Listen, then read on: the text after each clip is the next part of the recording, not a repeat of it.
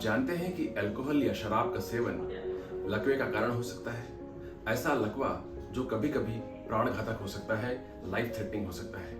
मैं हूं doctor HP Sinha, senior consultant neurophysician. Alcohol का सेवन तो बहुत सारे लोग करते हैं और अधिकांश लोगों को लगता है कि अल्कोहल निर्दोष है, बहुत ज्यादा समस्या नहीं करता। लेकिन जिनके समस्याएं बीतती हैं वे जानते हैं कि अल्कोहल की वजह से क्या क्या समस्याएं हो सकती हैं। ज्यादातर लोगों को शरीर में ये पता होता है कि अल्कोहल की वजह से लीवर की समस्या हो सकती है, लीवर सिरोसिस हो सकती है, खून की उल्टियां हो जाती हैं। बॉलीवुड की मूवीज में भी आप देखते होंगे कि अल्कोहल की वजह से अगर कोई समस्या हुई है तो वह लीवर की प्रॉब्लम हुई है और जिसकी वजह से खून की उल्टियां आ रही हैं। लेकिन अल्कोहल लकवे का भी एक महत्वपूर्ण कारण हो सकता है, खासकर वह लकवा जिसे हम CVT कहते हैं। CVT का फुल फॉर्म है सेरेब्रल वेनस थ्रोम्बोसिस, मतलब ब्रेन की खून की नसों में ब्लॉकेज। ऐसी खून की नसें जो ब्रेन से गंदा खून हृदय की ओर लेकर आती है। दो प्रकार की नसें होती हैं जो गंदा खून ब्रेन से हृदय की ओर लेकर आती है। एक है जिन्हें हम कॉर्टिकल वेन कहते हैं, जो पतली होती है। इसके अलावा कुछ मोटी नसें होती हैं जिन्हें हम कहते हैं सेरेब्रल वेनस साइनसिस। तो यह CVT कभी कभी अल्कोहल की वजह से हो सकता है, खासकर पुरुषों में, खासकर जो शराब का अधिक सेवन करते हैं। इस बीमारी को हम अपनी प्रैक्टिस में ज्यादातर यंग पेशेंट्स में देखते हैं। इस अल्कोहल की वजह से वस्तुतः डिहाइड्रेशन हो जाता है। डिहाइड्रेशन मतलब शरीर के भीतर पानी की कमी हो जाती है, क्योंकि अल्कोहल एक प्रकार का डायूरेटिक है। डायूरेटिक वे दवाइयां होती हैं जिनसे कि यूरिन में पानी निकल जाता है, तो इसकी वजह से खून गाढ़ा होने लगता है। इसके अलावा अल्कोहल ब्लड को हाइपर विस्कस बना देता है।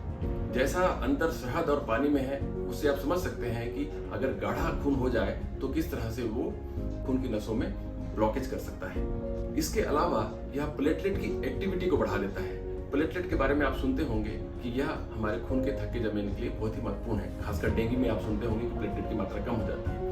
तो यही प्लेटलेट अल्कोहल की वजह से हाइपर एक्टिव हो जाता है, जिसकी वजह से शरीर के भीतर खून की नसों में थक्का जमने की टेंडेंसी बढ़ जाती है। तो इस तरह से अल्कोहल आपकी खून की प्रोथ्रोम्बोटिक एक्टिविटी को बढ़ा देता है, थक्का जमने की एक्टिविटी को, संभावना को बढ़ा देता है। इसलिए जब ब्रेन के भीतर ये साइनसिस और वेन्स ब्लॉक हो जाती हैं तो ब्रेन के भीतर प्रेशर बढ़ जाता है, क्योंकि ब्रेन से अब खून नीचे की ओर, हृदय की ओर पूरी मात्रा में नहीं आ पा रहा है।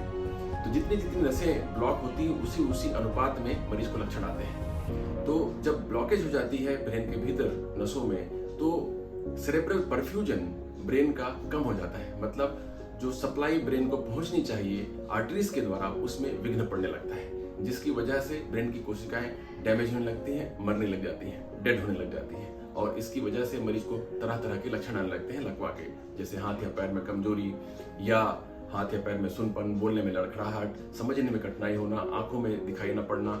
तो ये समस्याएं CVT की वजह से हो सकती हैं। और कभी कभी ब्रेन के भीतर जो वेन्स हैं वो फट जाती हैं, क्योंकि वो प्रेशर झेल नहीं पाती हैं, जिसकी वजह से मरीज को तत्काल बड़े सिम्टम्स आ जाते हैं और कभी कभी मरीज को मिर्गी के लक्षण भी आने लगते हैं।